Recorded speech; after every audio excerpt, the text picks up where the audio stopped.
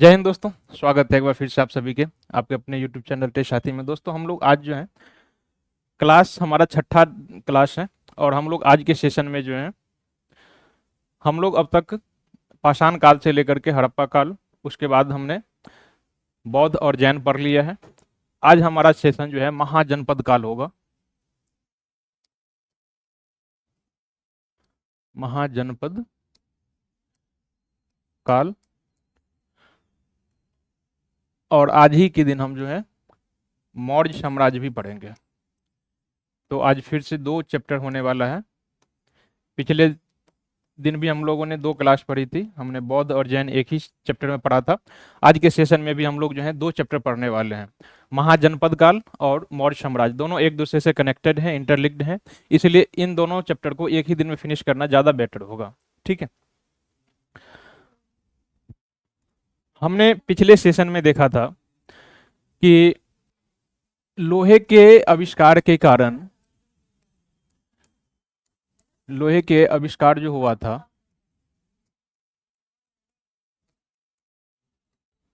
इस लोहे के आविष्कार के कारण मानव के जीवन में जो है महत्वपूर्ण क्रांतिकारी परिवर्तन देखने को मिला था।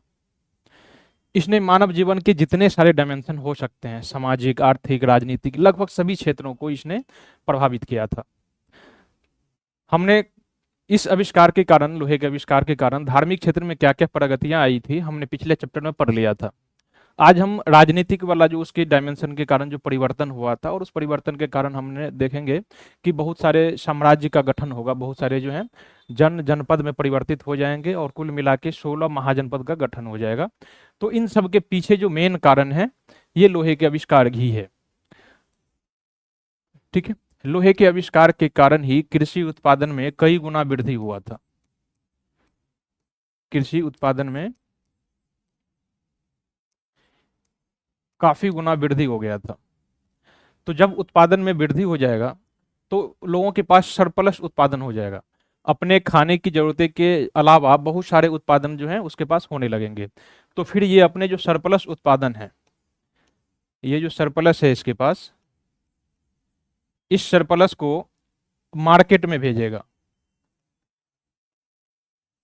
है ना। ये सरप्लस उत्पादन को बाजार में भेजना शुरू कर देगा। सभी गांव वाले क्या करेंगे, कहीं एक जगह स्थान चुनेंगे और चारों तरफ से जो है वहां पर भेजना, सप्लाई करना शुरू कर देगा। और वो चीज, वो जो सप्लाई वाला जो जगह है, एरिया, कुछ सालों में वहां एक मार्केट, परमानेंट मार्केट बन जाएगा। ठीक है।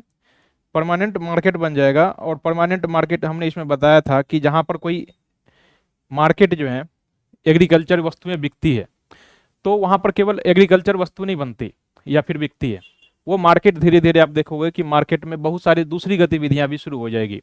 वहां पर लुहार अपने जो हथियार वगैरह हैं, अस्त्र शस्त्र जो हैं, वो भी बना करके वहां पर लाना शुरू कर देगा। कुछ दिनों बाद फिर जो गहने वगैरह हैं वो भी वहां पर बिकने शुरू हो जाएंगे। फिर आप देखोगे कि चूंकि ये परिवर्तन अस्थाई है ना, यहाँ पर जब सभी को डेली मार्केट लगाना है वहां पर, तो कुछ अपने आवास की परमानेंट सुविधा कर लेंगे वहां पर। जब मार्केट हफ्ते में एक दिन या 15 दिन में एक दिन 2 दिन लगता है तो वो टेम्पोररी होता है। लेकिन ये दिन बाय दिन डेली के लगना शुरू हो जाए तो फिर ऐसे लिए, इसलिए ऐसी जगहों पर वो क्या करेंगे, अपना परमानेंट मकान बनाना शुरू कर देंगे। और यही मार्केट धीरे धीरे बड़े बड़े नगरों में परिवर्तित हो जाएगा। और फिर यही नगर महानगर बनने लगेंगे। ठीक है। यही नगर जो है महानगरों में परिवर्तित हो जाएगी। ठीक। इसी तरह जो है हमने देखा था कि उत्तर वैदिक काल में, हमने देखा था कि ऋग वैदिक काल में जन हुआ करता था। जन यानी कि कबीले जो हुआ था, जिसे जन कहा जाता था, ये जन जो है जनपद में परिवर्तित हो गया था, है ना। और कई जनपद जो है इस साल, अब लोहे के आविष्कार के कारण जनपद जो है, छोटे छोटे राज्य जो है, अब समाहित होकर के बड़े बड़े महाजनपद में परिवर्तित होने लगे थे। हमने देखा था कि उत्तर वैदिक काल में ही कुछ जनपद क्रिएट होने लगे थे। कुछ जनपद में हमने देखा था कि कौशल, श्रावस्ती, या फिर जो उत्तर सीमावर्ती इलाके हैं, उत्तर पश्चिम सीमापथ के गंधार, तक्षशिला, इन सभी का विकास, कुरु, पंचाल जैसे क्षेत्र जो हैं, ये महाजनपद इसी काल में विकसित होने लगे थे, उत्तर वैदिक काल में ही, है ना। धीरे धीरे जब उस समय आर्य लोगों का उत्तर गंगा के जो मध्यवर्ती और दक्षिण यानी कि यूपी और बिहार इलाके में प्रवेश हुआ, तो यहाँ पर रिसोर्स बहुत ज़्यादा है, संसाधन जैसे कि लोहे की खानें बहुत ज़्यादा है वहाँ पर, एग्रीकल्चर बहुत ज़्यादा उत्पादन होता है, जंगल बहुत ज़्यादा है वहाँ पर, तो मकान बनाना आसान है, उन लकड़ियों से बेच करके दूसरी चीज़ें भी बना, बड़े बड़े भवन बनाए जा सकते हैं। आप लोगों को चंद्रगुप्त मौर्य का भवन पता होगा, लकड़ी का बना हुआ था। तो ये सभी चीज़ें वहाँ पर थी, सभ्यता ज़्यादा जल्दी विकसित हो सकती थी वहाँ पर, लोग ज़्यादा अमीर जल्दी हो सकते थे वहाँ पर। इसी कारण मगध जो था, बहुत सारे जनपद हुए थे, कुल मिला के 16 जनपद जो हैं विकसित हो चुके थे इस समय तक आते आते। इन्हीं 16 जनपदों में कुछ दो तीन था, जैसे कि जो गंगा के किनारे जो यूपी वाला और बिहार वाला जो इलाका था, जैसे कि मगध जनपद है ना, कौशल, श्रावस्ती, अंग जनपद, ये सब काफी अमीर जनपद था। और इन सभी अमीर में जो है मगध इन सभी में सबसे ज्यादा ऊपर था।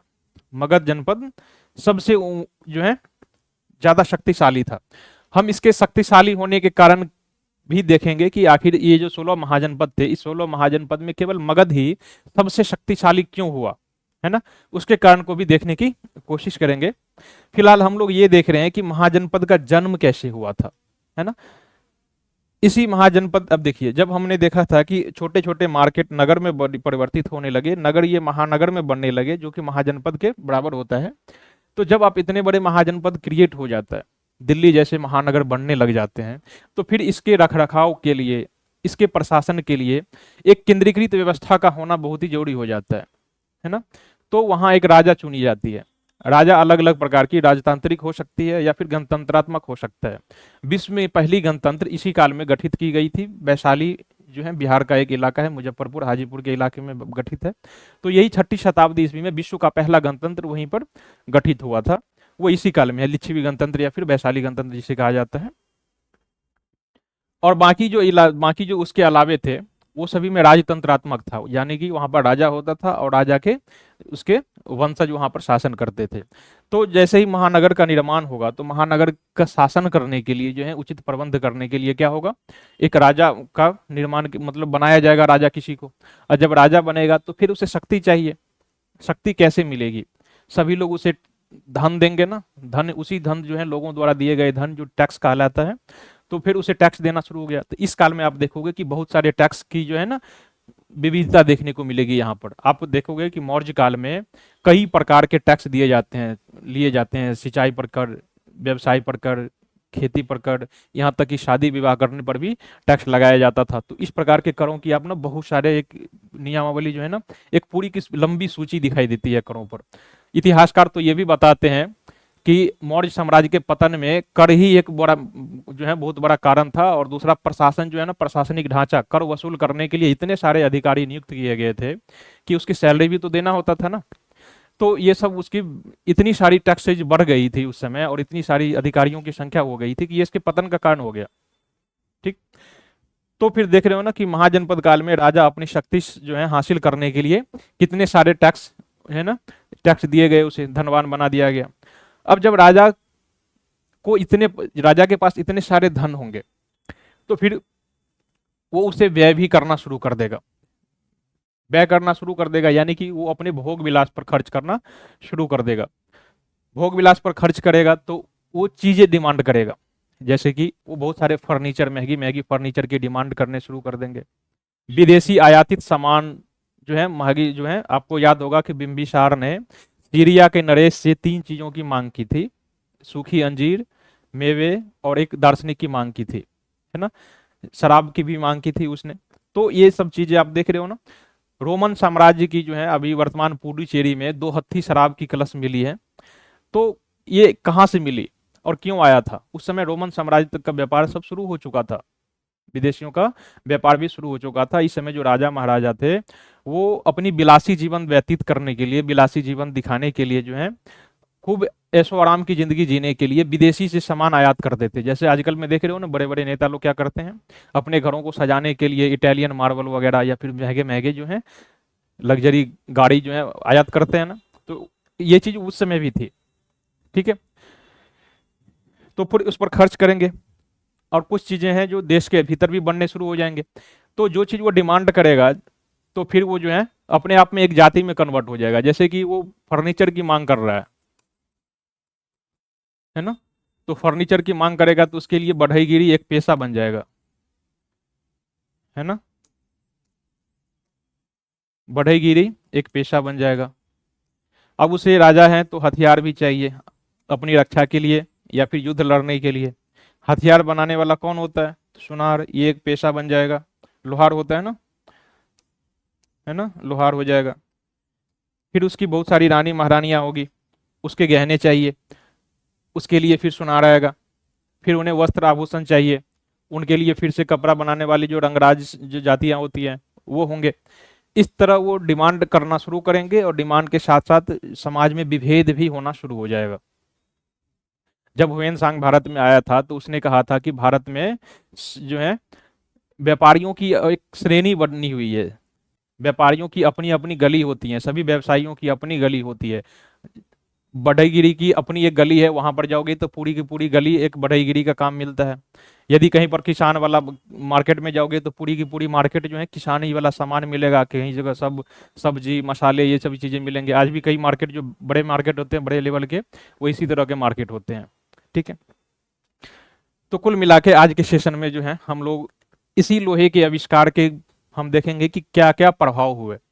और उस प्रभाव में सबसे बड़ा जो था राजनीतिक प्रभाव, जिसके कारण साम्राज्य जो है जनपद का गठन हुआ था, ये दूसरी नगरीकरण थी, है ना। पहली नगरीकरण हमने हड़प्पा काल में ही देख लिया था कि कांसे के आविष्कार के कारण उत्पादन में काफी गुना वृद्धि हो गया था और उस वृद्धि के कारण नगर बनने शुरू हो गए थे और नगर बनते बनते कम से कम 10-15 नगर बन गए थे उस समय तक। हड़प्पा, मोहनजोदारो, है ना, लोथल, कालीबंगा, रंगपुर, इस तरह के बहुत सारे नगर बनने लगे। इसीलिए उसे भारत का जो पहला नगरीकरण कहा जाता है वो हड़प्पा काल को ही कहा जाता है। अब इस काल में भी आप देख रहे हो कि कम से कम 16 नगर बस चुके हैं, 16 महाजनपद जो हैं बस चुके हैं और इस काल को द्वितीय नगरीकरण कहा जाता है ना। द्वितीय नगरीकरण। तो आपसे पूछा जाएगा कि भारतीय इतिहास में दुगरी जो है द्वितीय नगरीकरण किस काल को कहा जाता है या कब आया था, तो यही 6ठी शताब्दी ईसा पूर्व देखने को मिला था। ठीक है। अब हम देख रहे हैं कि जिस तरह हड़प्पा काल में वाणिज्य व्यापार की वृद्धि के कारण बड़े बड़े नगर बसे थे, तो वाणिज्य व्यापार जब वृद्धि हुई तो जब भी ये वृद्धि होगा वाणिज्य व्यापार में तो कुछ केवल विनिमय के आधार पर अब इतने लेवल के व्यापार नहीं कर सकते, यहां तक कि विदेश व्यापार जो है केवल विनिमय के आधार पर नहीं हो सकता। हड़प्पा सभ्यता ने मेसोपोटामिया सभ्यता सबसे व्यापार किया था, इतने लेवल का व्यापार आप केवल विनिमय के माध्यम से नहीं कर सकते, उसके लिए कोई ना कोई मुद्रा जैसी चीजें होनी चाहिए। तो हमने हड़प्पा काल में देखा था कि धातु जैसी चीजें बहुत सारी मुहरें बनाई जाती थी उस समय। ठीक यहाँ पर भी, यहाँ पर मुहरे नहीं बल्कि साक्षात सिक्के का आविष्कार हो चुका था। निष्क और शतमान नामक दो सिक्के आज जो है इस समय निकल गए थे। आहत सिक्के, पंचमार्क सिक्के भी कहा जाता है। तो ये सिक्के इस समय जारी किए जा चुके थे और इसी के आधार पर यहाँ इस समय का व्यापार होता था। तो सिक्के के आविष्कार, चूंकि लोहे का बन गया था ना, लोहे का आविष्कार हो चुका था और चांदी भी तो पहले से ही हड़प्पा काल से थी, तो व्यापार में काफी प्रगति देखने को मिली थी। ठीक। आज के सेशन में हम इस लोहे के आविष्कार के कारण जो राजनीतिक उथल पुथल देखने को मिला था, 16 महाजनपद जो क्रिएट हुआ था, हम उस 16 महाजनपद के बारे में देखेंगे। एग्जाम में क्या पूछा जाता है, पूछा जाता है कि इस 16 महाजनपद के एक तरफ दे देगा आपको 16 महाजनपद और दूसरी तरफ रखेगा कि उसकी राजधानी है। अब राजधानी को आपको मैच करना है कि इन राज्यों की जो 16 महाजनपद है इसकी राजधानियां कहां पर है। दूसरा, महात्मा बुद्ध के काल में इन राज्यों के शासक कौन कौन से थे, ये चीज, इन राज्यों की राजधानी जो है इसकी वर्तमान लोकेशन किस राज्य में है, किस जिले में पड़ता है, तो ये आपको याद रखने हैं।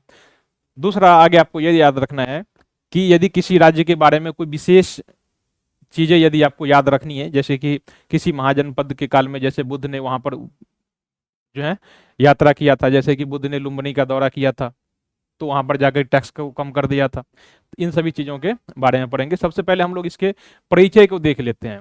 परिचय में हम लोग सबसे पहले जानने की कोशिश करेंगे आज के सेशन में, देखिए क्या क्या डायमेंशन होगा हमारा। हम महाजनपद काल के कितने डायमेंशन में पढ़ेंगे, सबसे पहले तो हम इसके सोर्स को जानने की कोशिश करेंगे, इसके जानने के स्रोत क्या क्या हैं, किन किन आधारों पर इतिहासकारों ने इस काल का इतिहास लिखा। तो सबसे पहले हम स्रोत को जानने की कोशिश करेंगे। दूसरा, ये 16 महाजनपद की सूची देखेंगे, महाजनपदों की एक सूची देखेंगे। ठीक है। इन महाजनपदों की जो है राजधानी, इसकी वर्तमान लोकेशन कहाँ पर है, किस राज्य में है। लोकेशन के बाद हम लोग देखेंगे यदि कोई विशिष्ट अन्य फैक्ट हैं तो वो भी हम लोग जानने की कोशिश करेंगे। कोई विशिष्ट स्पेशल फैक्ट तथ्य वगैरह हैं तो ये भी हम जानने की कोशिश करेंगे। महाजनपद काल के फिनिश होने के बाद हम एक और चैप्टर पढ़ेंगे। देखिए इसमें बिंबिसार है ना, बिंबिसार के बाद अजात शत्रु वगैरह सबका शासनकाल आता है इस काल में। इस सब के बारे में बहुत ज़्यादा टाइम पास नहीं करना, इस सब के बारे में बस वही घिसी पिटी बातें हैं। इसने वहां पर अपने शासक भेजा था, कुछ मांगे की थी वस्तु सीरिया नरेश से, तो ये सभी चीज़ों के बारे में ज़्यादा नहीं। ये केवल टेबल जो एक बनाया है ना, मैं इसमें आपको टेबल दिखाया हूँ, तो केवल ये चीज़ आपके लिए फोकस ज़्यादा इंपॉर्टेंट है।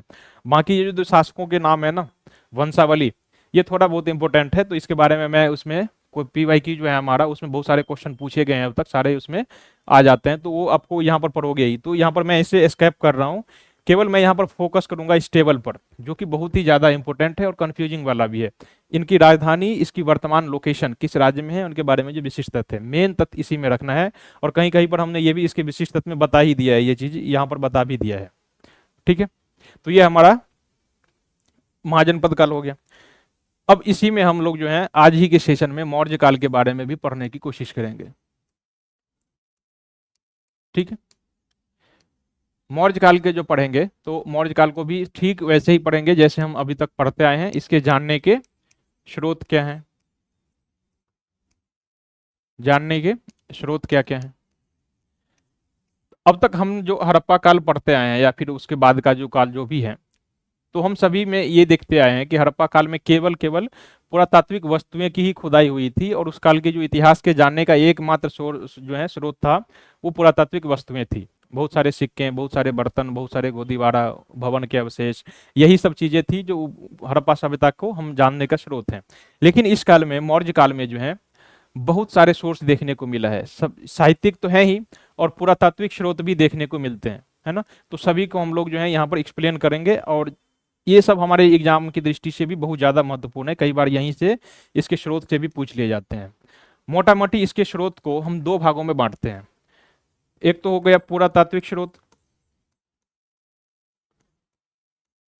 इसके मौर्य काल के जो स्रोत हैं इसके दो भागों में बांटते हैं, पुरातात्विक स्रोत और दूसरा है साहित्यिक स्रोत। ठीक है, पुरातात्विक स्रोत में आपने देखा होगा कि मौर्य साम्राज्य के जो भवन थे, जो कि वर्तमान कुम्हरार पटना में स्थित है, तो जैसे हड़प्पा काल के जो भवन के अवशेष बचे हुए थे ना, वैसे इस काल के भी भवनों के अवशेष बचे हुए हैं अभी तक कुम्हरार पटना में। चंद्रगुप्त मौर्य के भवन का अवशेष अभी भी पड़ा हुआ है, लकड़ी के महल जो था वहां पर अभी भी है, 80 स्तंभों वाला भवन। और जो कुम्हरार में सम्राट अशोक का जो भवन था वो अभी भी है वहां पर।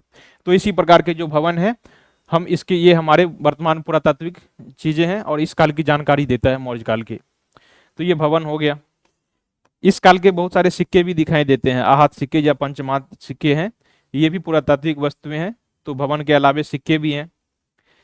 इस काल के बर्तन भी देखने को मिलता है, NBPW बर्तन जो हैं ये भी इस काल के जानकारी के स्रोत हैं। और सबसे बड़ा स्रोत है अशोक के अभिलेख।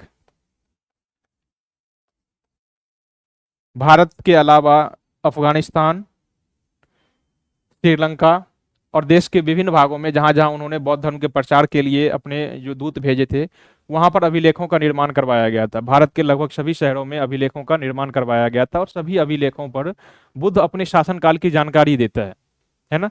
तो ये जानकारी हमारे पास मौजूद है, और हम इसी जानकारी के आधार पर बुद्ध काल जो है, मौर्य काल के इतिहास को लिख पाते हैं और उसके बारे में हम जान पाते हैं। तो ये बहुत सारे अभिलेख हैं। इस अभिलेखों के अलावे इस काल में बहुत सारे महात्मा बुद्ध के स्तूप भी बनाए गए थे। ठीक है, तो बहुत सारे स्तूप, जैसे कि भरहुत का स्तूप है, ठीक है, बनारस के सारनाथ का स्तूप है। तो ये सभी स्तूप भी उस काल के वास्तुकला की निर्माण सामग्री का भी जो है हमें जानकारी देता है। इन स्तूप के अलावे जो है गुहालेख,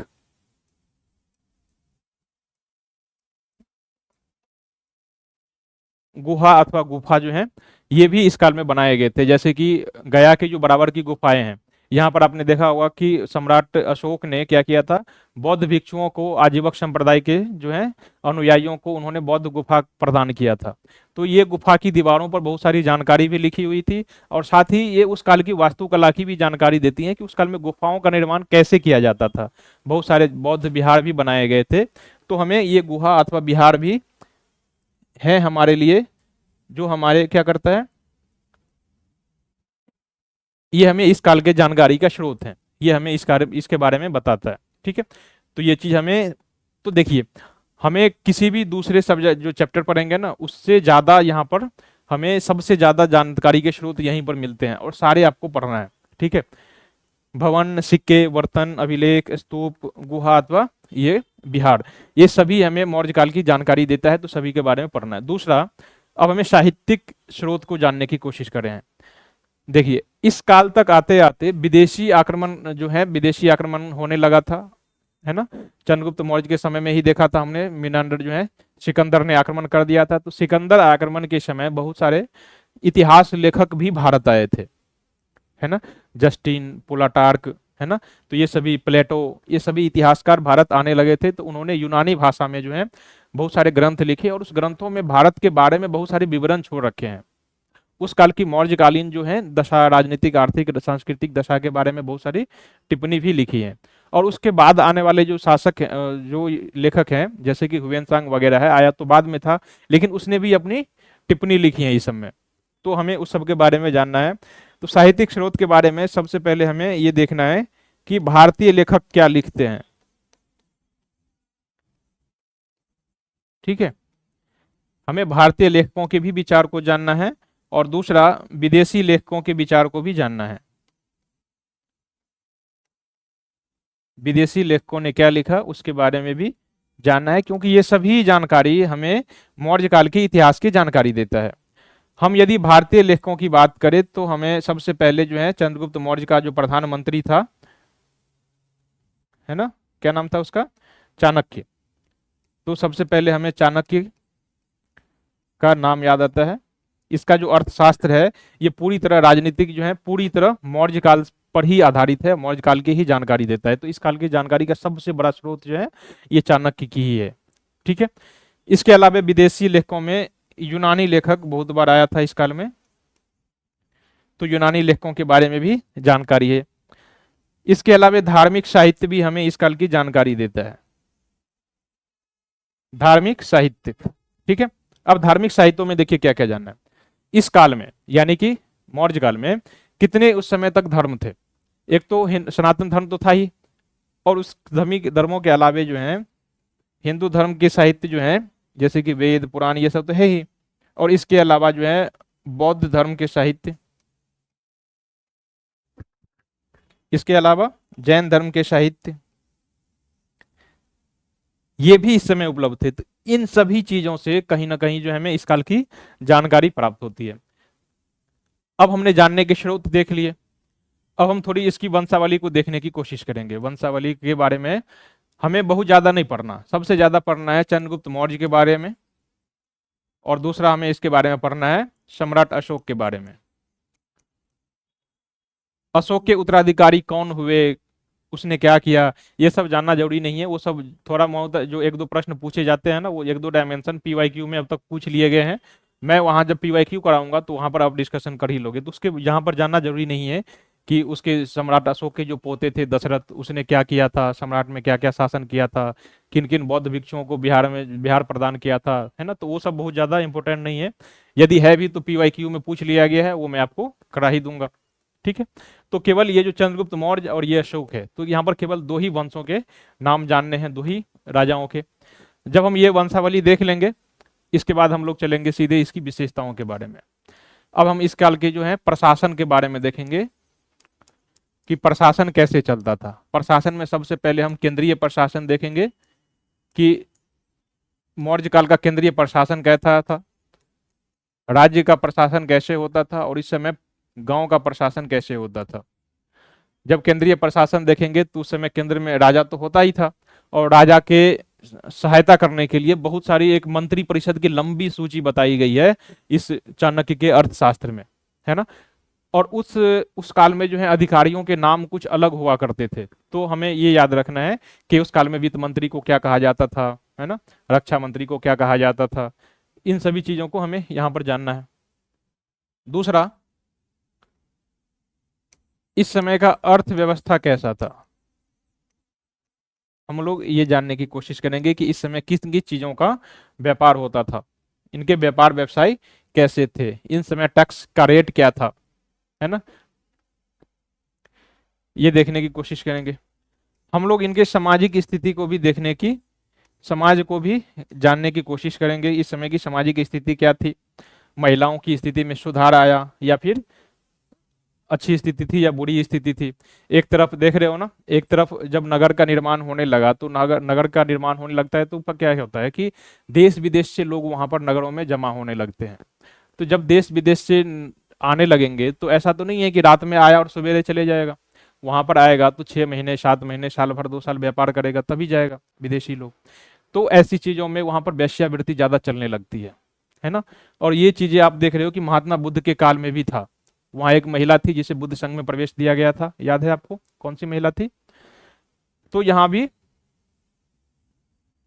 अम्रपाली नाम का याद है, वो एक गणिका थी अम्रपाली, है ना, एक वैश्या थी। ये चीजें मौर्य काल में यहाँ पर ज्यादा देखने को मिलता है क्योंकि यहाँ पर सबसे ज्यादा डेवलप थी और सबसे ज्यादा नगरीकरण हो चुका था, तो यहाँ पर भी वो चीज देखने को मिलेगा आपको, वैश्यावृत्ति।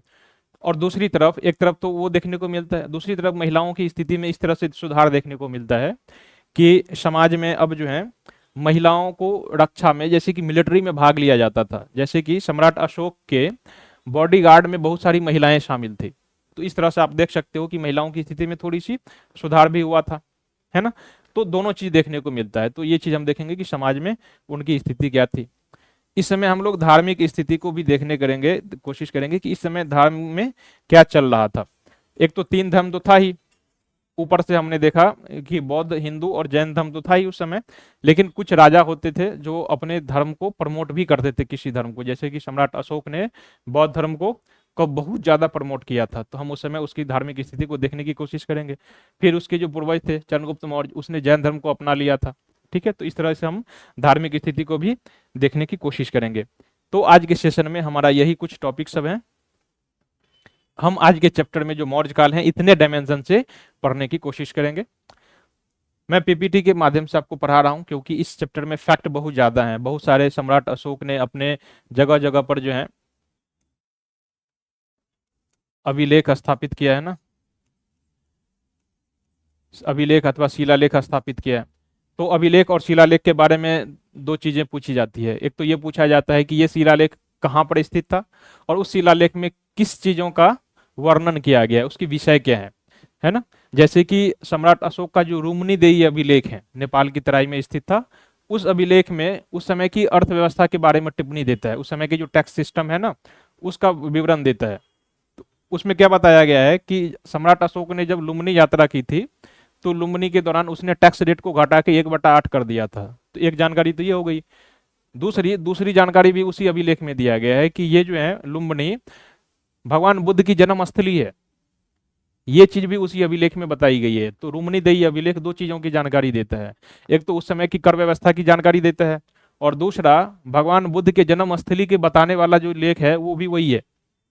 उसी आधार पर सारे इतिहासकारों ने अपने इतिहास की बुक में ये लिख पाया कि जो है भगवान बुद्ध के जन्म स्थान कहाँ पर है, ठीक है।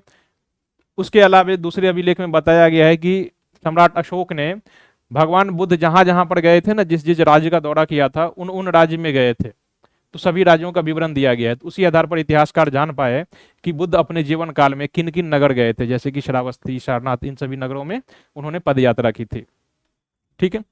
तो बढ़ते हम आज के सेशन में और हम पीपीटी के माध्यम से कुछ फैक्ट जानने की कोशिश करते हैं क्योंकि फैक्ट तो हमारे लिए बहुत ज्यादा इंपॉर्टेंट है। ये कहानी तो बहुत ज्यादा है ना, पूछेगा नहीं, ये तो केवल चीजों को कनेक्ट रखने के लिए, आपको याद रहे एक स्टोरी वे में, इसलिए हमने बताया। अब हम लोग जो है फैक्ट की ओर बढ़ते हैं और हम कुछ फैक्ट जानने की कोशिश करते हैं। महाजनपद काल, इसका अर्थ है बड़े जनपद। महा मतलब क्या, बड़े जनपद, जो कई जनपदों को मिलाया गया है। तो हुआ ही था जो मगध जनपद था काफी शक्तिशाली था। उसने जो छोटे छोटे जनपद थे, अंग जनपद, उसको मिला लिया, अवंती उसको जीत करके अपने में मिला लिया, है ना। और अंत में ऐसा हुआ कि सारे, जैसे कि चंद्रगुप्त मौर्य का काल आया तो उसने 16 महाजनपद तो छोड़ो, उसने पूरे उत्तर भारत, यहाँ तक कि ईरान तक के प्रदेश को जीत करके अपने साम्राज्य में मिला लिया। पूरे भारत में केवल जो दक्षिण का, एकदम सुदूर दक्षिण का जो क्षेत्र है ना, चेर, चोल और केरल राज्य, वे, और जो हमारा कलिंग वाला राज्य है वही केवल उससे बाहर था, है ना। आप देख रहे हो, मैप के माध्यम से देख सकते हो कि ये विजित करके, सभी महाजनपदों को जीत करके उसने अपना साम्राज्य विस्तार कहाँ तक कर लिया था। ये है मौर्य साम्राज्य। मौर्य साम्राज्य देख रहे हो ना, ये कहाँ से है, ये पूरा का पूरा नॉर्थ ईस्ट, ये पूरा, इसमें कलिंग उस समय नहीं था, ये सम्राट अशोक ने जीता था। और बाकी के चेर, चोल, पांड्य आप देख रहे हो, ये कहाँ तक इसने साम्राज्य स्थापित कर लिया था। और इससे पहले ये महाजनपद काल का ये मैप देखिए, महाजनपद काल में कितने महाजनपद क्रिएट हुए थे, और इस समय ये मगध यहाँ पर है, ये काफी शक्तिशाली हो चला था। और ये मगध जो है पूरे साम्राज्य को मिला लिया था। यहाँ पर अस्मक जनपद, अवंती, मत्स्य, सूरसेन, कुरु, पंचाल, है ना, इन सभी को मिला करके इसने मगध साम्राज्य में मिला लिया था और एक शक्तिशाली मौर्य साम्राज्य का गठन किया था। ठीक है,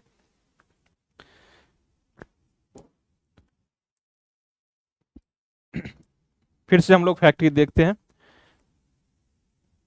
महाजनपद काल का मतलब बड़े जनपद, बड़े जनपद यानी कई सारे जनपदों को मिला करके एक बड़े जनपद का निर्माण, है ना।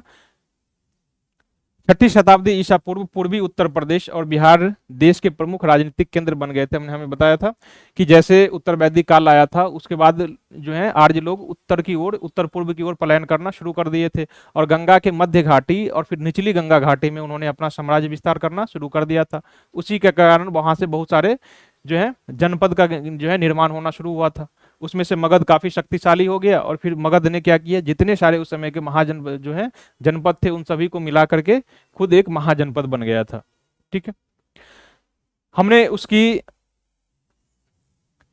कुछ प्रादेशिक विशेषताएं भी थी इस समय की, जैसे हमने बताया था कि मगध महाजनपद इतना शक्तिशाली हो गया, वो कैसे हुआ था। इतने शक्तिशाली होने का कारण था वहां पर, इनके शक्तिशाली होने का कारण था कि वहां पर जो है मगध जो है 3 ओर से, एक तो जल दुर्ग से घिरा हुआ था, एक तरफ गंगा, सोन और गंडक नदी से घिरा हुआ था, गंडक नदी, दूसरी तरफ गंगा नदी, है ना, और सोन नदी से घिरा हुआ था। तो 3 नदियों से घिरा होने के कारण एक जल दुर्ग था। ये किसी भी दूसरे जनपद को जीत सकता था, लेकिन इसे कोई नहीं जीत सकता था। इसकी राजधानी जो थी मगध जनपद की पाटलिपुत्र, ये 3 जो है जलदुर्ग से घिरा हुआ था। दूसरा ये पहाड़ी के इलाका से भी घिरा हुआ था।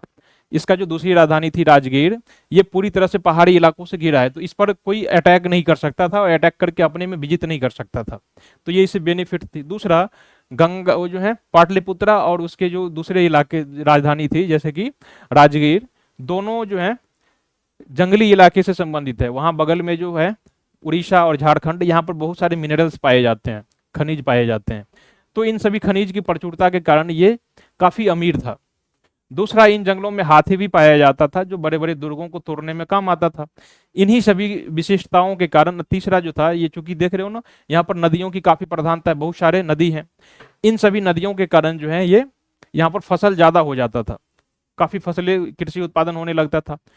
तो इतनी सारी फसल उत्पादन के कारण जो है इसे बेनिफिट मिलता था। ठीक, तो ये सभी चीजें थी। तो हमने इसका जो है थोड़ा सा परिचय देख लिया। अब इसके जानने के स्रोत भी हमने बताया था कि इसके जानने के स्रोत भी जानना बहुत ही जरूरत है, कि महाजनपद काल के जानने के स्रोत हैं। सबसे पहला हमारा है बौद्ध साहित्य। 2 बौद्ध साहित्य हैं, एक तो अंगुतर निकाय है, दूसरा महावस्तु है, जो 16 महाजनपदों की जानकारी देता है। शुरुआत में इन्हीं 2 किताबों में लिखा गया था, इन्हीं 2 ग्रंथ में लिखा गया था कि 16 महाजनपद वास्तव में थे या नहीं थे। ठीक है, तो आपसे पूछा जाएगा, कई बार एग्जाम में पूछा भी गया है कि 16 महाजनपदों के बारे में जानकारी देने वाला बौद्ध ग्रंथ कौन सा है। ठीक है, तो यही 2 ग्रंथ है, अंगुतर निकाय और महावस्तु। इन दोनों के अलावे सूत पिटक और विनय पिटक भी है। इसमें सूत पिटक और विनय पिटक की है, तीसरा पिटक नहीं है। इसमें धर्म पिटक की, अभिधम पिटक की जो है चर्चा नहीं की गई है। केवल 2 पिटक हैं, जिसमें से सूत पिटक और विनय पिटक जो महाजनपद काल की जानकारी देता है। ठीक है। इन बौद्ध साहित्यों के अलावा जैन साहित्य भी हैं जो 16 महाजनपदों की जानकारी देता है। इसमें से हैं भगवती सूत्र। ये भगवती सूत्र जो है जैन ग्रंथ है जो 16 महाजनपदों की जानकारी देता है। इसके अलावा कुछ विदेशी विवरण भी हैं, बहुत सारे उस समय के विदेशी ग्रंथ भी हैं। हमने बताया था कि साम्राज्य जो है चंद्रगुप्त मौर्य के समय से ही बहुत सारे सिकंदर आक्रमण हुआ था उसके काल में, और उसी के समय से बहुत सारे विदेशी लोग भारत में आने लगे थे, और उसने अपने आने के दौरान जो है यात्रा विवरण लिखा था अपने अपने ग्रंथों में। और उन ग्रंथों में जो है भारत के बारे में बहुत सारी उसकी राजनीतिक, सामाजिक, आर्थिक स्थिति पर टिप्पणी की है, तो वो टिप्पणी हमारे लिए महत्वपूर्ण है।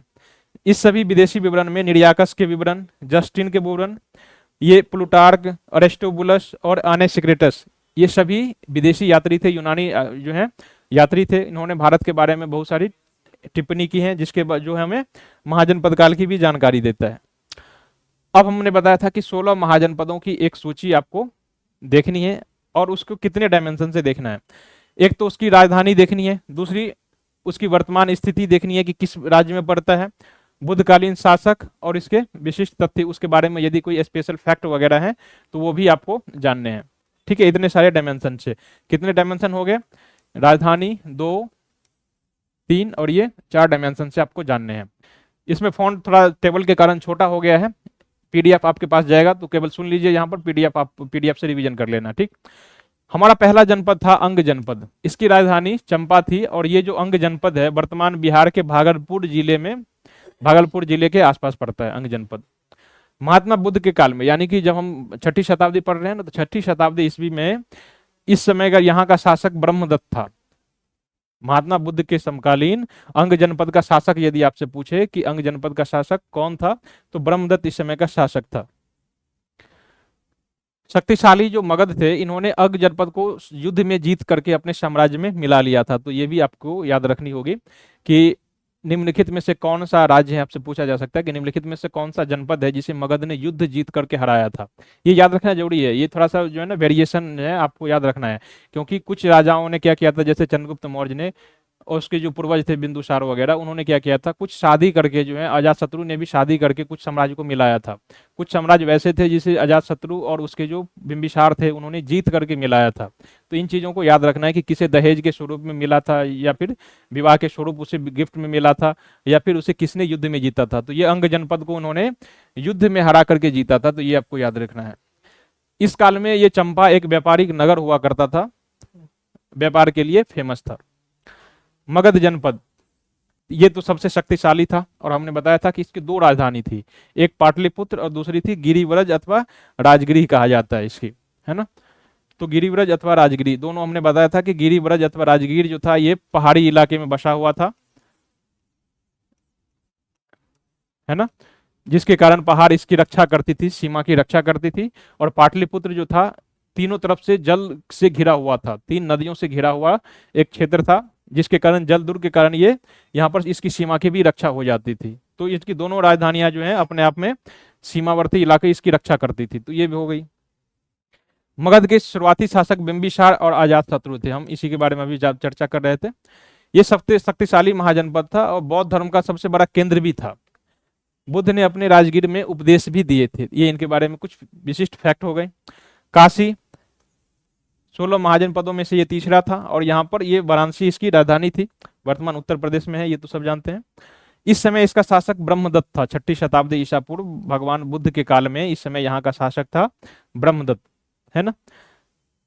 काशी शुरुआत से ही धार्मिक रूप से जो है धार्मिक केंद्र रहा करता था, और ये मगध और कौशल से संघर्ष में भी भाग लेता रहा काशी, तो इस कारण से भी ये इसका महत्व है। कौशल ये हमारा चौथा जनपद है, इसकी राजधानी श्रावस्ती, ये वर्तमान उत्तर प्रदेश के अवध क्षेत्र में स्थित है। यहाँ पर ये बुद्ध का कह रहा है कि काफी प्रिय स्थल था, और यहीं पर श्रावस्ती में एक जेटवन वन भी स्थित है जहां पर इसने अपना उपदेश दिया था। ठीक है, बज्जी ये वर्तमान बिहार में पड़ता है, वैशाली जिले में, और ये विश्व का पहला गणतंत्र भी है। तो इस व्यवस्था से भी आपको याद रखना है कि विश्व का पहला गणतंत्र ये वैशाली अथवा लिच्छी जनतंत्र भी है, जो वर्तमान बिहार के वैशाली जिले में स्थित है। ठीक है, और दूसरी चीजें हैं कि ये जो अम्रपाली थी,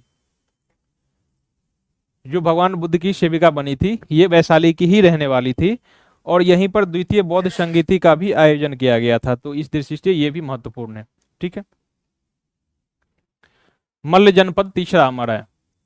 इसकी राजधानी कुशीनगर अथवा पावापुरी थी, जो वर्तमान पूर्वी उत्तर प्रदेश में पड़ता है। यह भी एक गणराज्य था। यहीं पर भगवान बुद्ध का जो है महापरिनिर्वाण हुआ था, यानी भगवान बुद्ध की मृत्यु हुई थी कुशीनारा उत्तर प्रदेश में ही। सातवां हमारा जो जनपद है केदी जनपद, इसकी राजधानी सुक्तिमती थी। ये सुक्तिमती वर्तमान मध्य प्रदेश के बुंदेलखंड रीजन में पड़ता है। इसके राजा के बारे में कोई ज्ञात नहीं है और कहा जाता है कि पांडव युग से संबंधित है, महाभारत काल से ये संबंधित है। महाभारत काल में भी इसकी जानकारी दी गई थी। वत्स जनपद, ये वर्तमान कौशाम्बी जिले में पड़ता है, उत्तर प्रदेश के इलाहाबाद के आसपास। महात्मा बुद्ध के शासन काल में इस वत्स जनपद का जो राजा था, शासक, ये उदयन था, उदयन, है ना। इन्होंने बौद्ध धर्म के प्रचार प्रसार में भूमिका निभाई थी। ये उस समय एक व्यापार और व्यवसाय का बहुत बड़ा केंद्र भी हुआ करता था। कुरु जनपद, इसकी राजधानी इंद्रप्रस्थ अथवा हस्तिनापुर थी, जो वर्तमान दिल्ली और पश्चिमी उत्तर प्रदेश के जो गाजियाबाद इलाका सब जो है, ये इस समय इसमें पड़ता था। इंद्रप्रस्थ और हस्तिनापुर इसकी राजधानी हुआ करती थी। ये महाभारत कालीन भी है और बुद्ध के समय राजनीतिक शक्ति आते आते काफी क्षीण हो गई थी, है ना।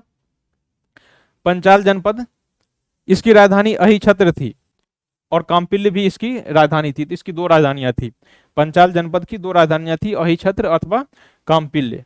ये उत्तर प्रदेश के वर्तमान बरेली जिले और फर्रुखाबाद जिले में स्थित है। ये प्रारंभ से ही विद्या और धर्म का केंद्र था। ऋग वैदिक काल के जो बाद के जो मुनि थे याज्ञवल्लभ, ये ऋषि यहीं से संबंधित थे, पंचाल जनपद से ही। याज्ञवल्लभ जैसे ऋषि ये पंचाल जनपद से ही संबंधित है, ये भी आप याद रखिए। सूरसेन, इसकी राजधानी मथुरा थी, मथुरा उत्तर प्रदेश स्थित। ये कृष्ण जन्मभूमि से संबंधित है और बुद्ध ने ये भी यहां पर आके उपदेश दिया था। ठीक। अवंती जनपद, इसकी दो राजधानियां थी, एक तो उज्जैन और दूसरी महिष्मती। ये वर्तमान मध्य प्रदेश में स्थित है। इसके जो शासक थे ये प्रतिपालित अथवा चंद प्रदोत कहा जाता है, ये इसके शासक थे। बौद्ध धर्म का प्रमुख केंद्र था और पश्चिम भारत में प्रमुख राज्य भी स्थित है।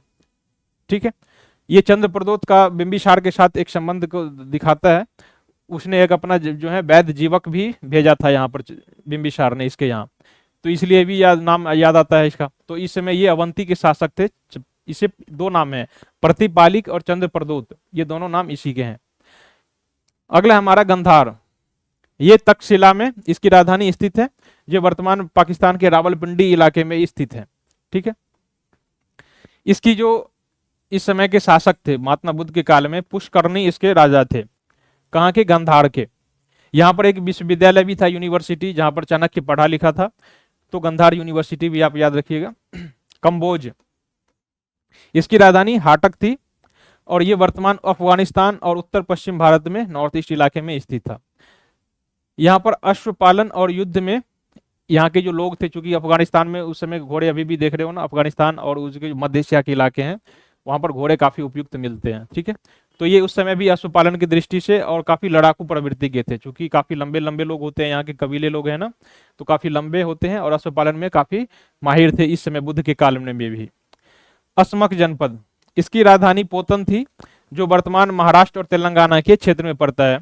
ये दक्षिण भारत का एकमात्र महाजनपद है और गंगा के दक्षिण में स्थित है। तो आपसे ये भी पूछा जा सकता है कि 16 महाजनपदों में एक ही मात्र जनपद वो कौन सा है जो दक्षिण भारत में स्थित था? तो ये असमक जनपद ही था। ठीक है, मत्स्य जनपद, इसकी राजधानी विराटनगर हुआ करती थी। विराटनगर राजस्थान के जयपुर इलाके में स्थित था ये जनपद था। ठीक है, और ये महाभारत काल में जो है पांडवों ने अपने अज्ञातवास का कुछ समय जो है यहाँ पर बिताया था, मत्स्य जनपद में। ठीक है, तो ये इस दृष्टि से भी महत्वपूर्ण था और ये 6ठी शताब्दी ईस्वी में भी काफी इंपोर्टेंट था। हमने इसे जो है मैप पर दिखा दिया था, मैप देखना जरूरी हो जाता है, आप इसे यहाँ पर देख लेना, काफी याद रहेगी आपको। 16 महाजनपदों में से केवल एक असमक जनपद देख रहे हो ना, ये जो विंध्याचल पर्वत के पार है, यानी कि दक्षिण भारत में स्थित है। ठीक, हमने महाजनपद काल को पूरे एक सूची में देख लिया, एक लिस्ट में देख लिया, उसके जितने सारे डायमेंशन हो सकते थे या जितने इंपॉर्टेंट फैक्ट हो सकते थे वो हमने बता दिया। अभी तक यही सारे पूछे जाते हैं। कई बार क्या पूछ लिया जाता है कि जो राज्य है उस समय के महाजनपद है उसकी राजधानी पूछी जाती है, या फिर उसकी राजधानी पूछ लेगा, फिर आपको उसका लोकेशन पूछ लेगा, या फिर उस समय के जो शासक हुआ करते थे वो आपसे पूछ लिया जाएगा। तो यही सब पूछे जाते हैं इस समय इस चैप्टर से। अगला हमारा मौर्य साम्राज्य है ना।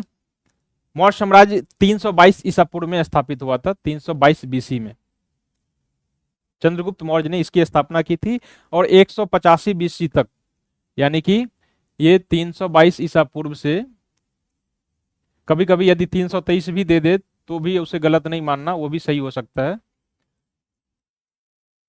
अलग अलग किताबों में कंफ्यूजिंग रहता है, एनसीईआरटी कुछ और बताता है या फिर इग्नू नोट कुछ और बताता है। तो 322 या 323 बीसी से 185 बीसी इसका कार्यकाल है मौर्य साम्राज्य का। चंद्रगुप्त मौर्य ने इसकी स्थापना की थी। अब हम लोग इसके थोड़े साहित्यिक सोर्स के बारे में जानने की कोशिश करते हैं। सबसे पहला जो है इसके जानने का सोर्स, ये कौटिल्य का अर्थशास्त्र है। ठीक है, तो अर्थशास्त्र किसने लिखा था? कौटिल्य ने लिखा था। और इस काल में जो है चंद्रगुप्त, इस ग्रंथ में चंद्रगुप्त मौर्य के काल की राजनीतिक, सामाजिक, आर्थिक, है ना, सांस्कृतिक और प्रशासनिक जो है ये जानकारी देता है। मेन रूप से ये अर्थशास्त्री ग्रंथ है, लेकिन ये सभी समाज के लगभग सभी डायमेंशन को भी छुआ है इसने। दूसरा ग्रंथ है हमारा इंडिका, जिसे मेगास्थनीज ने लिखा है, और ये भी चंद्रगुप्त मौर्य के काल की बहुत सारी जानकारी देता है।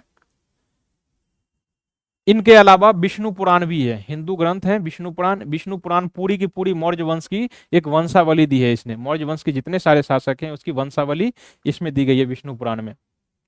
और इसमें ही बताया गया है कि चंद्रगुप्त मौर्य ने नंद वंश को समाप्त करके मौर्य वंश की स्थापना की थी। तो ये बातें विष्णु पुराण में ही लिखी गई है कि चंद्रगुप्त मौर्य ने जो है कैसे, किस प्रकार जो है इसकी अपने साम्राज्य की स्थापना की थी। इसके अलावा हमने बताया था कि इन हिंदू साहित्य के अलावा बौद्ध साहित्य भी है जो मौर्य वंश की जानकारी देता है। बौद्ध साहित्य में है जातक कथा, दीर्घ निकाय और सुमंगल विलासनी। ये 3 साहित्य हैं जो हमें मौर्य वंश की जानकारी देता है। इन जानकारी के अलावा जैन साहित्य भी है। जैन साहित्य में यदि आप देखोगे तो हेमचंद्र के परिशिष्ट पर्वन एक ग्रंथ है जिसमें चंद्रगुप्त मौर्य के बारे में बहुत सारी जानकारी भी दी गई है। तो ये अब तक के सारे साहित्यिक ग्रंथ थे, साहित्यिक स्रोत थे मौर्य काल के जानने के बारे में। अब हम इसके कुछ पुरातात्विक स्रोतों को भी देखने की कोशिश करते हैं। इसके पुरातात्विक स्रोत कौन कौन से हैं? ठीक है, पुरातात्विक स्रोत में हमने बताया था कि बहुत सारे अभिलेख दिए गए हैं, और अभिलेख के अलावा कुम्हरार स्थित उसके जो भवन है वो भी है। भवन के अलावा बहुत सारे स्तूप भी बताया था हमने।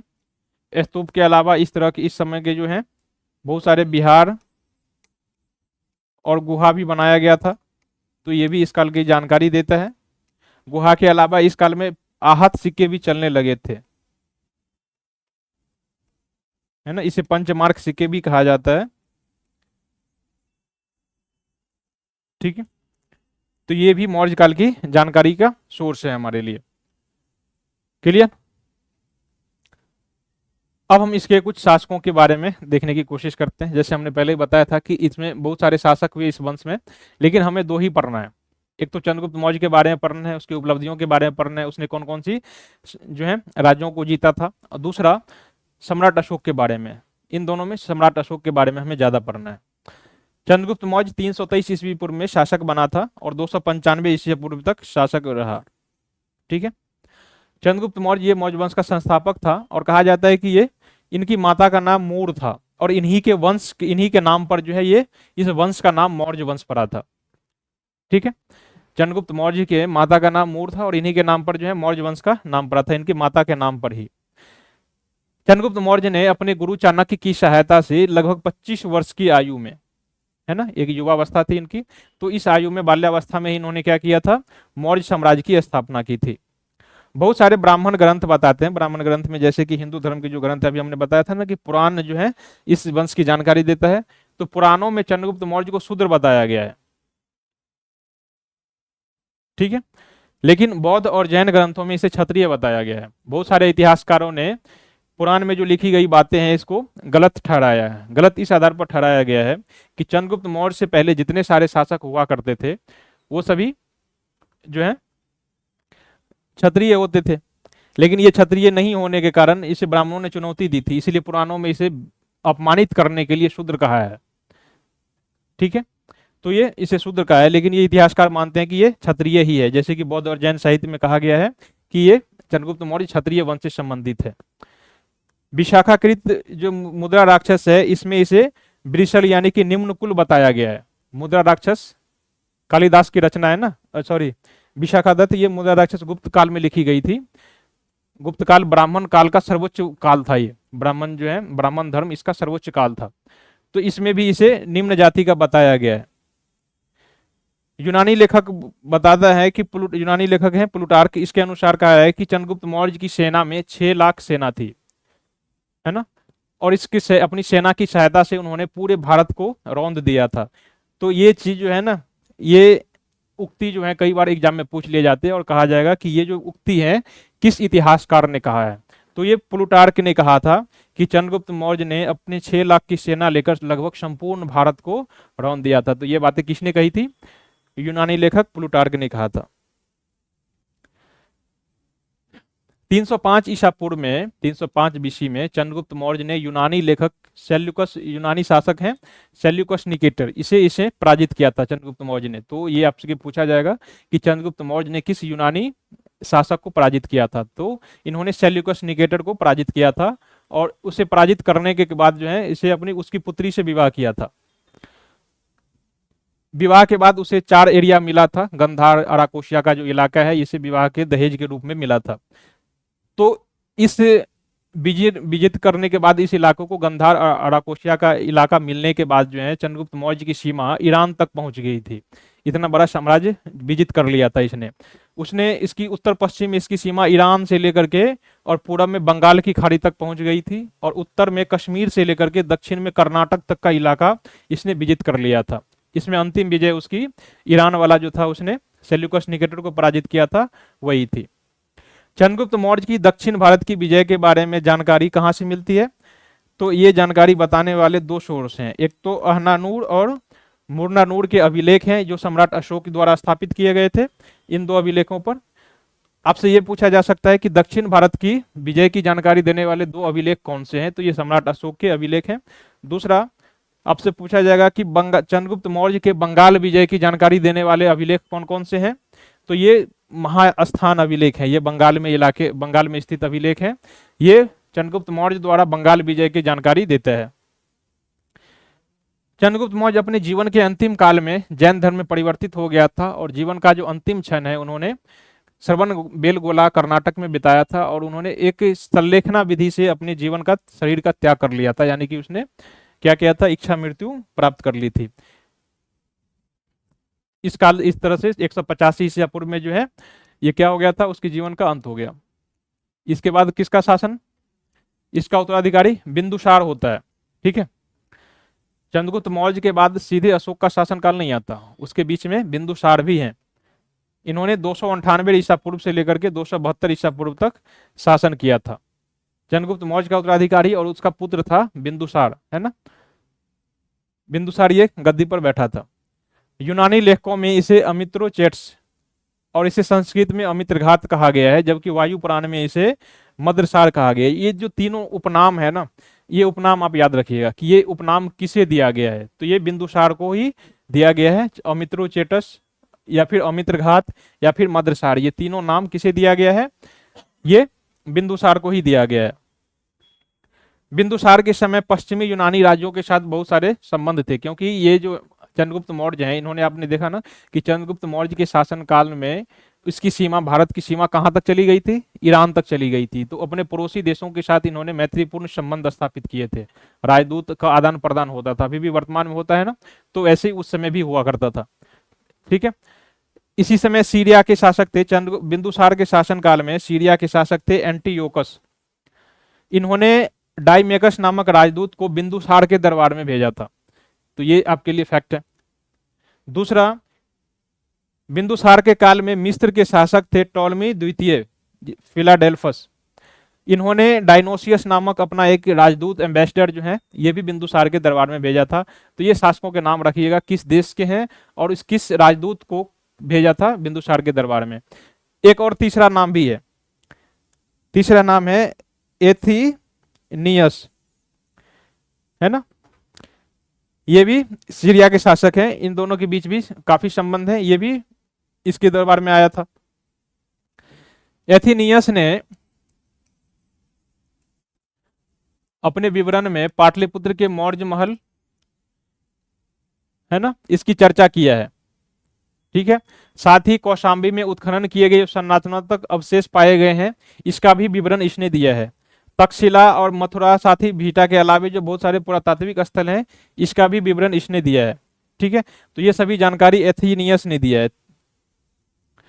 एक और शासक था सीरिया के सम्राट बिंदुसार ने, सीरिया नरेश जो है सीरिया के शासक से ही इसने 3 वस्तुओं की मांग की थी। इसने मीठी मदिरा, सूखी अंजीर के अलावा एक दार्शनिक की मांग की थी।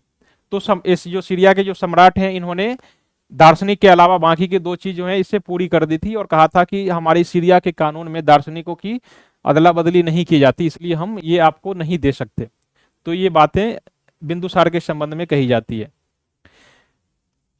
बौद्ध ग्रंथ दिव्यावदान के अनुसार कहा गया है कि बिंदुसार के समय में तक्षशिला प्रांत में 2 विद्रोह हुए थे। ठीक है, तो ये आपको फैक्ट है, ये आपको याद रखना है। एक तो ये याद रखना है कि किस ग्रंथ में कहा गया है ये बातें, तो बौद्ध ग्रंथ दिव्यावदान में कही गई है। और दूसरा, आपसे पूछे कि बिंदुसार के शासन काल में ही किस प्रांत में विद्रोह कर दिए गए थे वहां के जनता के द्वारा, तो ये तक्षशिला प्रांत में 2 विद्रोह हो गए थे। उसने पहली विद्रोह को दबाने के लिए सम्राट अशोक को भेजा था। ये इस समय अशोक जो है राजा नहीं था, इसके काल में कोई प्रांतपति था। और दूसरा बार जो अपने दूसरे पुत्र सुसीम को भेजा था उसको दबाने के लिए। दोनों के दोनों विद्रोहों को दबा दिया गया था।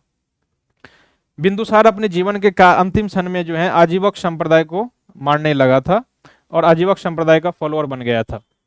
ठीक है, और ये बात दिव्यावदान से ही कही गई है। दिव्यावदान नामक एक बौद्ध ग्रंथ में ये बातें कही गई है। ठीक है, ये मौर्य साम्राज्य की हमने सीमा बता दिया था। अब आती है सम्राट अशोक। चंद्रगुप्त मौर्य के बाद बिंदुसार और बिंदुसार के बाद सम्राट अशोक। सम्राट अशोक ने 273 बीसी से लेकर के 232 बीसी तक इन्होंने शासन किया था। जैन ग्रंथ जो है ये कहता है कि सम्राट अशोक ने बिंदुसार की इच्छा के विरुद्ध शासन किया था, यानी हो सकता है उसकी हत्या कर दी हो या फिर जो भी हो उसकी हत्या करके शासन करना शुरू किया था।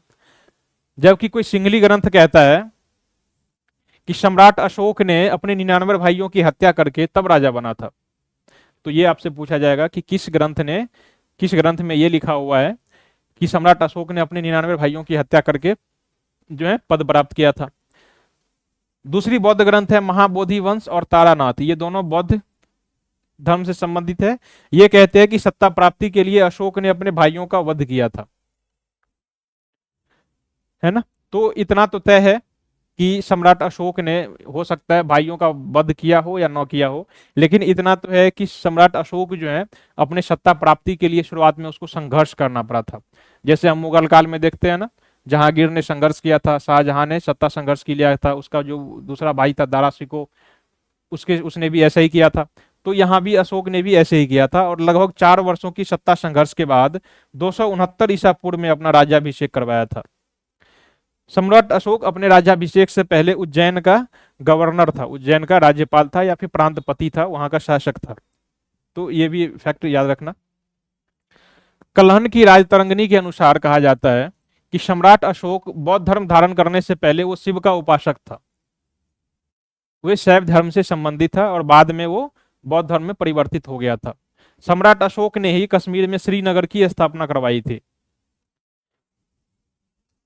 अपने बाद के शासनकाल में सम्राट अशोक ने कलिंग पर आक्रमण किया था, जिसमें से बहुत लाख लोग मारे गए थे। कह रहा है कि 1 लाख से ज्यादा लोग मारे गए थे।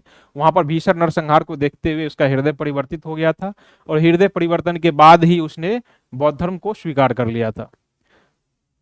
ठीक है, तो कलिंग विजय करने के बाद इसकी सीमा आप देख रहे हो ना, पश्चिम में अरब सागर से लेकर के पूर्व में बंगाल की खाड़ी तक जो है इसकी सीमा मिल गई थी, इसके मौर्य साम्राज्य की सीमा।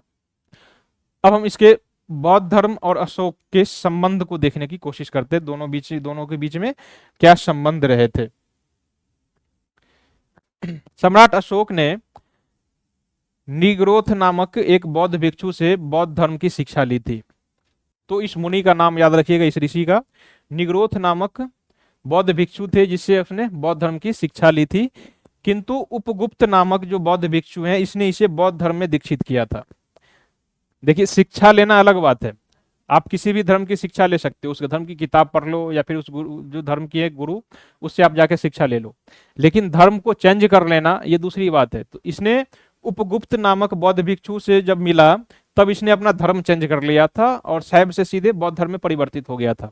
लेकिन जब बौद्ध धर्म की शिक्षा की बात है ना, तो ये निग्रोथ नामक बौद्ध भिक्षु से ही शिक्षा प्राप्त की थी। सम्राट अशोक अपने शासन काल के 10वें वर्ष बोध गया की यात्रा की थी। तो ये जो 10वें वर्ष है ना, शासन काल के 10वें वर्ष, यानी कि उसने 269 में पद जो है 269 बीसी में इसने क्या किया था, सत्ता प्राप्त किया था।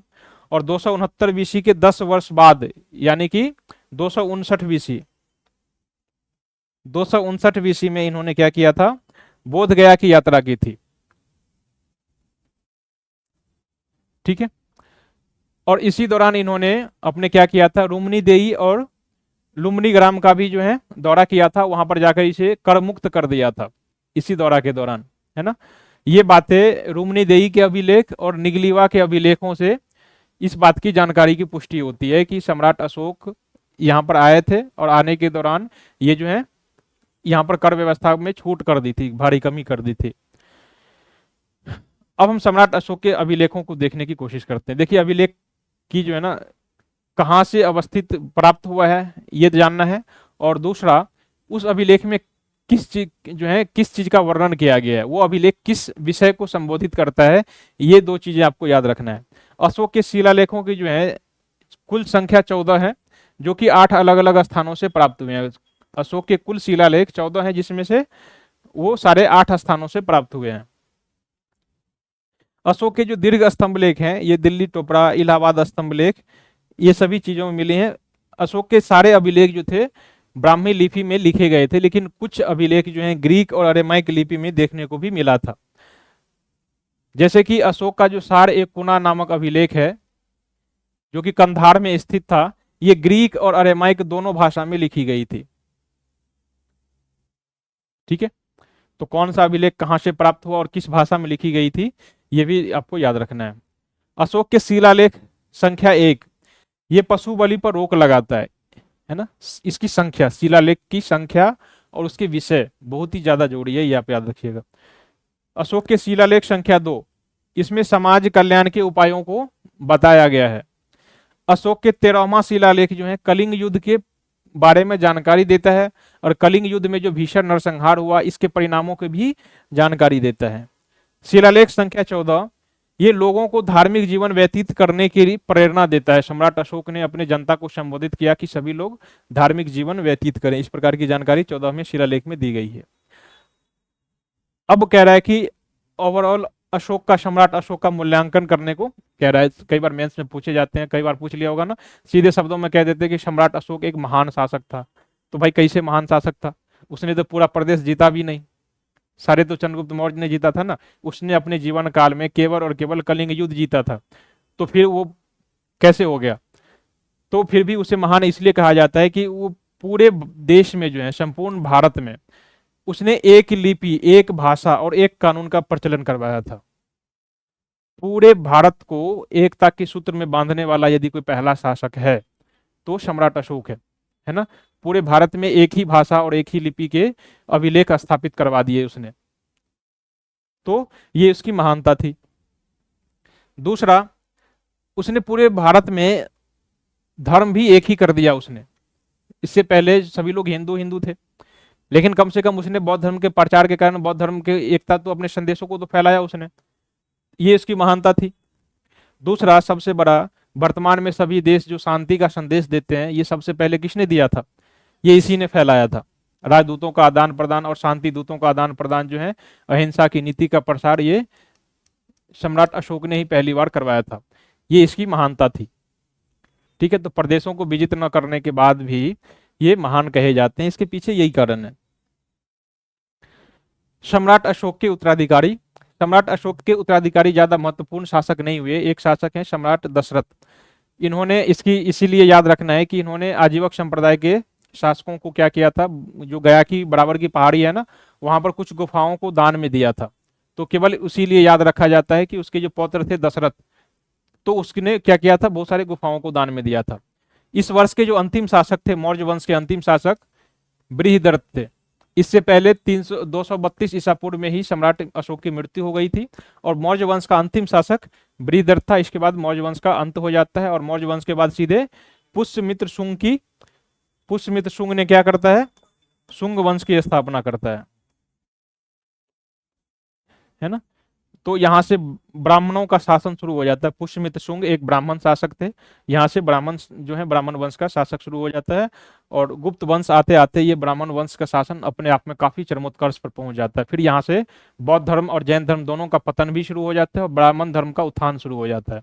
ठीक है, तो ये सभी चीजें हम अगले सेशन में पढ़ेंगे।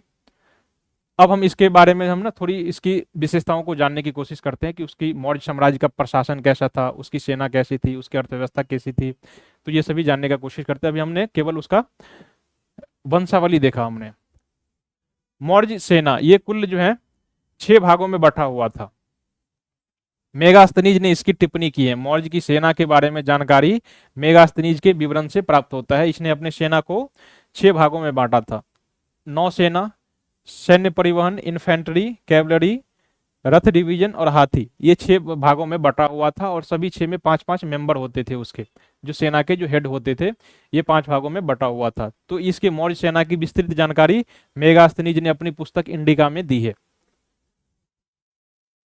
इसका जो केंद्रीय प्रशासन है, केंद्र में तो मुख्य रूप से राजा यानी कि सम्राट ही हुआ करता था, जैसे कि सम्राट चंद्रगुप्त मौर्य, सम्राट अशोक होता था। ये तीनों जो है समाज के जो है ना प्रशासन के 3 अंग, न्यायपालिका, कार्यपालिका और विधायिका, इन तीनों का जो है ये सर्वोच्च होता था सम्राट ही। कौटिल्य के अर्थशास्त्र और उसके शिलालेख में बहुत सारे मंत्री परिषद की जानकारी मिलती है। जो ये मंत्री परिषद क्या करते थे, राजा को सलाह देते थे उस समय। पतंजलि जो लिखित महाभाष्य जो है, इसमें भी उसकी सभा का वर्णन किया गया है। उसकी सभा में बहुत सारे मंत्री परिषद हुआ करते थे। इसके काल के प्रादेशिक प्रशासन जो है, मौर्य साम्राज्य के जो राजधानी थी वो तो पाटलिपुत्र थी। और पाटलिपुत्र ये केंद्रीय प्रशासन था ना, जैसे कि वर्तमान में अभी दिल्ली है, तो ये पाटलिपुत्र हुआ करती थी। और वहीं पर जो है ये 18 प्रकार के मंत्री परिषद हुआ करती थी। तो उसका विवरण दिया गया है। और बाकी के ये राजधानी के अलावे उसका जो साम्राज्य है, ये 4 प्रांतों में बटा हुआ था, 4 राज्यों में बटा हुआ था। जिसमें से पहला था तक्षशिला, दूसरा था उज्जैन, स्वर्णगिरी और तोसली। इतने बड़े साम्राज्य को जो है ईरान से लेकर के पूरब में बंगाल तक, और दक्षिण में कर्नाटक से लेकर के जम्मू कश्मीर तक, इतने बड़े भारतीय उपमहाद्वीप के उसने उसने केवल 4 भागों में बांटा था। ठीक है, अब देखिए वर्तमान में कम से कम 5-6 राज्य आ जाता है एक में। ठीक है,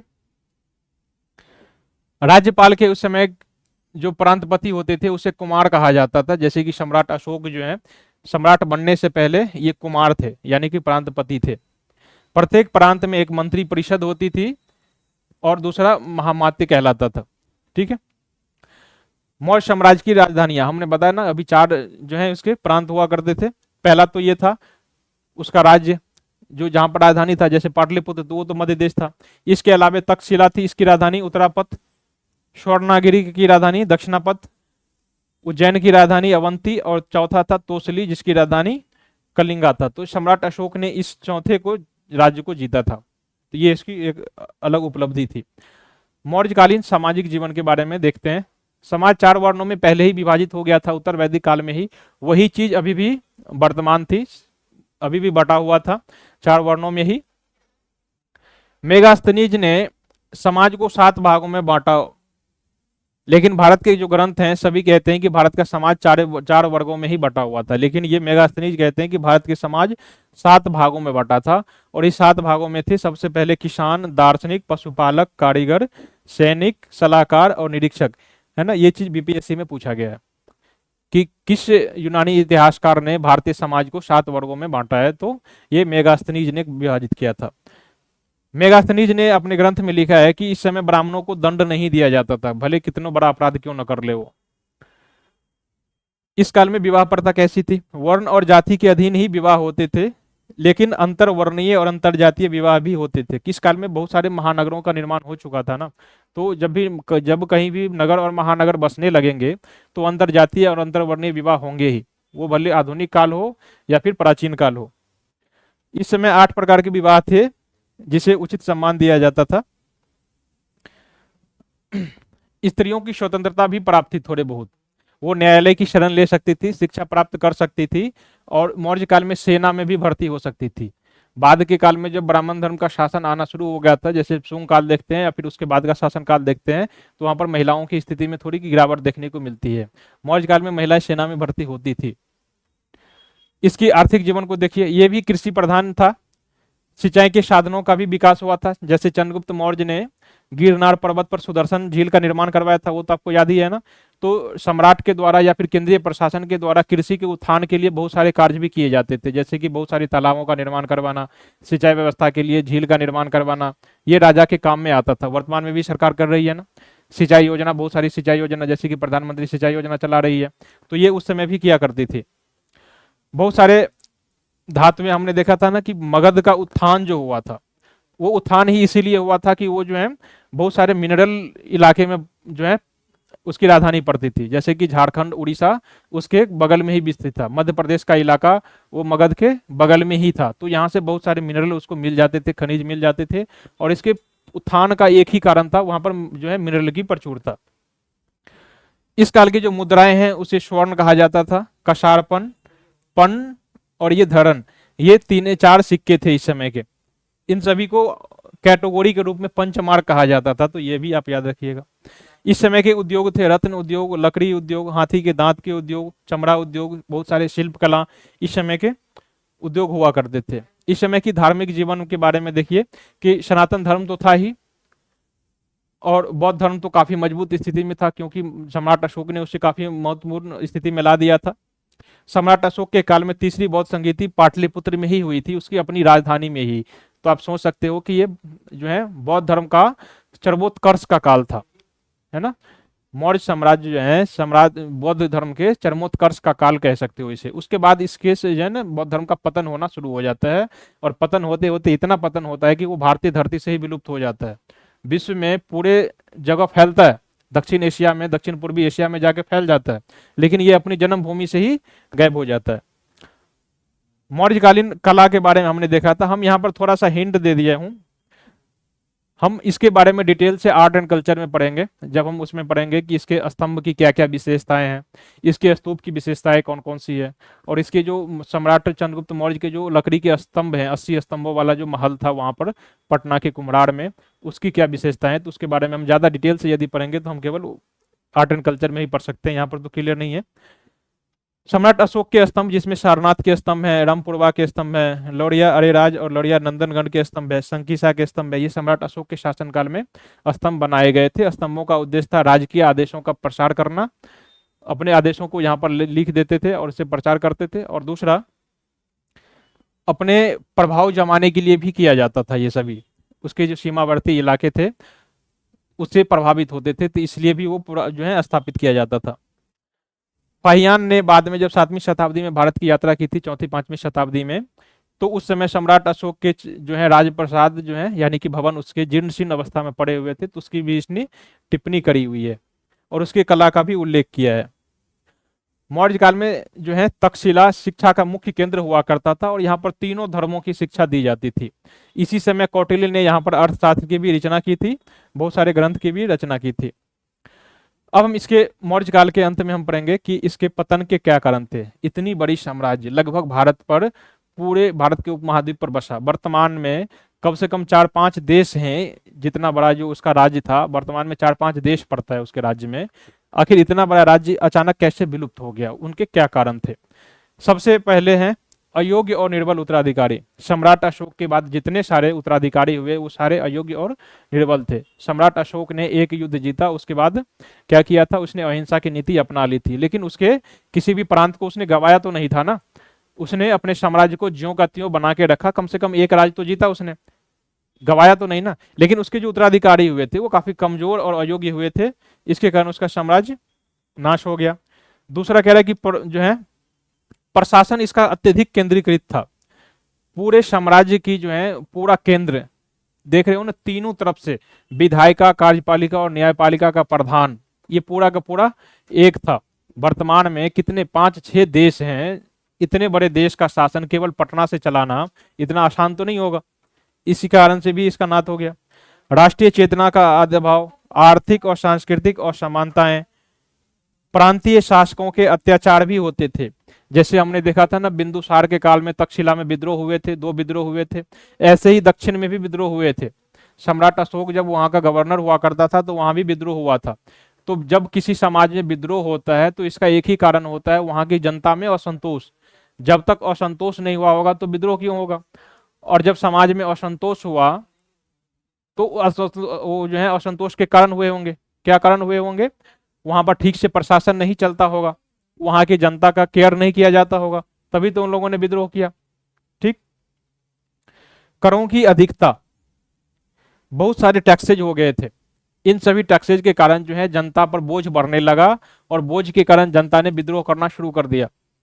और जब साम्राज्य में बार बार क्या होगा, विद्रोह होगा, तो फिर वहां से सभी व्यापारी निकलने लगेंगे। व्यापार को शांति की स्थिति चाहिए। जिस मार्केट में शांति नहीं होगी वहां से सभी व्यापारी अपने पैसे निकालने शुरू कर देंगे और वहां नगरों का पतन होना शुरू हो जाएगा। मौर्य काल के साथ भी यही हुआ।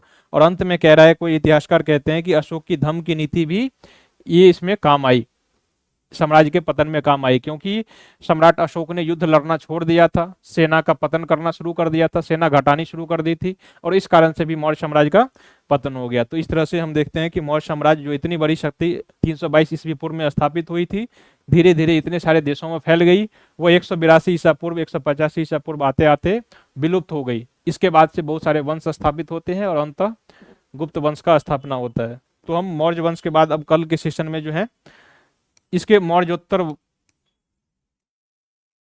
काल के बारे में देखेंगे। मौर्योत्तर काल में क्या होता है कि बहुत सारे विदेशी आक्रमण होते हैं और छोटे छोटे जो देसी राजवंश है, जैसे कि मौर्य वंश के स्थापना के बाद छोटे छोटे जैसे कि शुंग वंश, उसके अलावा और भी वंश स्थापित हो जाते हैं। तो उसके बारे में देखने की कोशिश करेंगे। और इसी काल में विदेशी आक्रमण भी जो है, यूनानी आक्रमण भी भारत पर होने शुरू हो जाते हैं, ईरानी आक्रमण भारत पर होता है। तो हम कल के सेशन में मौर्योत्तर काल के बारे में पढ़ेंगे। कल का पूरा सेशन मौर्योत्तर काल पर आधारित होगा। ठीक है, तो मिलते हैं सभी लोग कल के सेशन में, बने रहिएगा। कल हमारा 7वां डे होगा।